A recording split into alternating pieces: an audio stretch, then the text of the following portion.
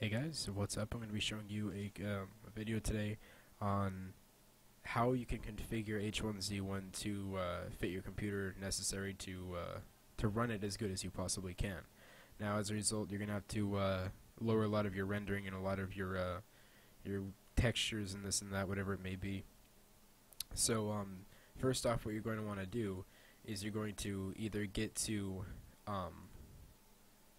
the user configuration, the user properties, and there's two ways you can do this. Either go through opening H1Z1 and hitting Advanced Tools and going right here to Open Game Directory, and then once you do that, you're going to get to here. So let's do that again via Steam, where if you go to Steam and you right-click on the computer, if you right-click on H1Z1 and go to Properties, you get this.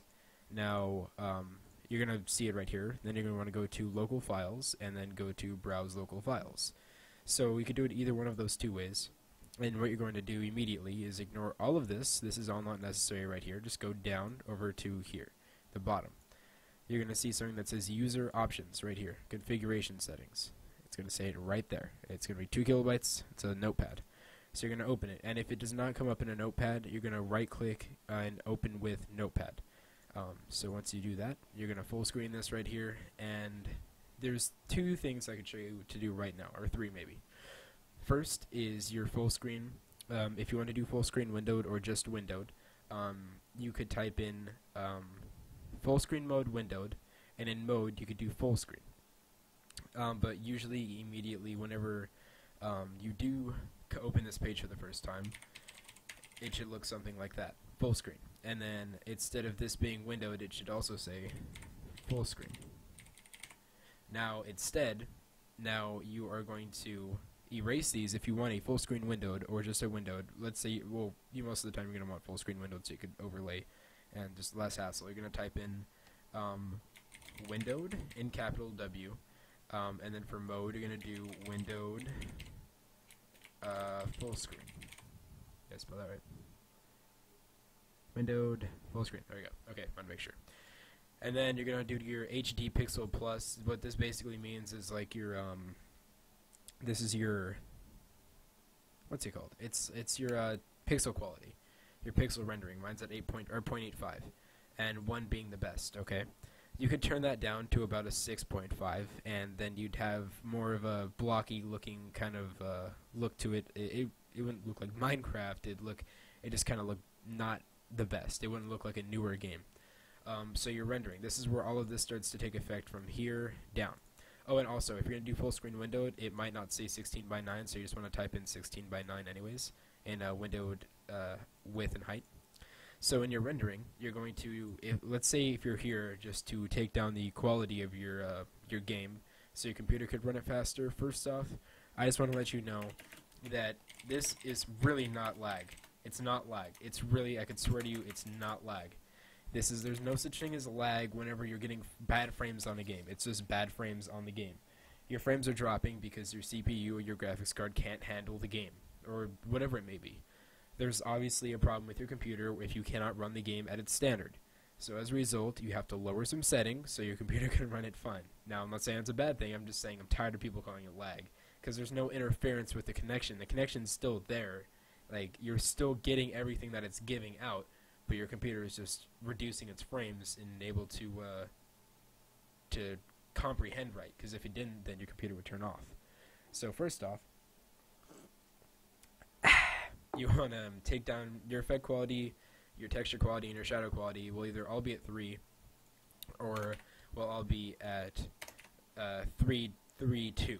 Okay, so I put all my stuff at 2, so I could have a nice 80 frames and 90 frames, whatever you want, whatever you're really looking for. And your render distance, you could change that in game. But the thing is, when you start H1Z1, I'm going to show you right now. Actually, we'll hit play. I might get some bad frames. Actually, no, I'm not even gonna get bad frames. So it's gonna say playing. And when it starts up right here, you're going to see it's in full screen windowed. It's not going to respawn because I'm recording window. So I'm sorry about that, but I'm monitor recording, not window recording. So You could just take my word for it. That whenever you go to your game settings, it should say custom, and then you change it to maybe medium, high, ultra, whatever you want to change it to, and then you hit restart the game, and you restart it, and you go back, it'll still say custom. There's no thing there saying that it actually has taken effect, because it doesn't. The game is in pre-alpha still, and it's not producing it properly. Sometimes it'll work for you, sometimes it won't. So you have to do this manually, and that's perfectly fine. It's very easy, just the change of a few numbers. The maximum it could get to is 3, so always keep that in mind. 3, 2, or 1. 0, the game just won't run. Render distance, you could change that yourself. Gamma, never have to worry about that. Your maximum FPS,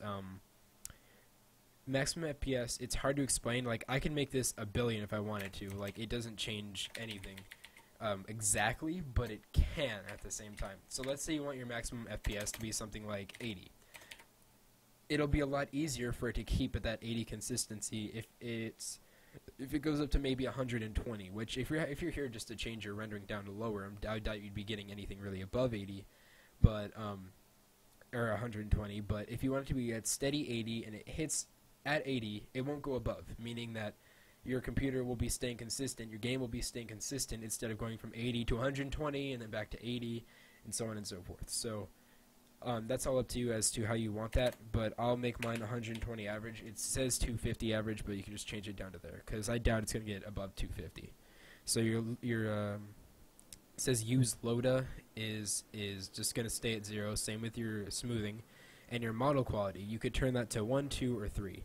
Now personally, I change it to 3 because it's just texture re-rendering, and it's not much on your game. Now your fog enable shadow is gonna want to be at 0 if you're trying to be here for preventing your computer from running too much stuff at one time. So if your computer's not working the best, I recommend you keep those at 0 because fogging is not necessary, and it's not really practical for gaming. And then AO is ambient occlusion. Yeah, I usually just keep that on, and I turn on my VSync also. VSync is if it hits at 60 frames, which is why I'm only making it no more than 120. 60 frames, it's going to stay there, and if it stays there, then you're going to get a nice smooth game and no visual tearing. VSync prevents the visual tearing. So there's particle LOD. You can change that from 1 to 3. I'm pretty sure 1 to 2. Yeah, well, no, 1 to 3. I put mine at 1 because I really don't mind. And then your controls here. Oh, also for your FOV. FOV, higher FOV means more frames are going to be consumed because it's trying to render extra. So keep that in mind. And your lighting quality, mine says 0, but it should be at 1. So there's all of that. And then so pretty much these controls, the sound is now changeable in game. Controls is camera auto adjustment 1. Yeah, these all right here are already in the game. These are already, like, you can control these in the game perfectly fine. But if you can't, they're right there. Voice chat, this is just kind of specifics on voice chat if you want echo, proximity, how far you want it to go. But you can't make it go very far regardless. You could even make it go closer or further. Voice, you could have your receive volume at whatever. I'm going to put mine at 75. Microphone volume, I'm going to put mine at 60. And ducking, whatever, enable push to talk, yeah. And then the UI, you don't really want to deal with the UI. So yeah, right there, all you're going to want to do is, before you're done with all this, you're going to hit Control S, or you're going to go to File, and just save it. And I usually just hit Control S a few times and save it a few times, just in case. And then you could just exit out of it, no problem. You can tell you didn't do that right, by the way, if you open it, or if you try to exit out and it says changes were not saved. That's why you just hit save there, and then just save it again, and then exit out. You shouldn't have a problem with exiting it out if it hasn't saved, or if it has already saved.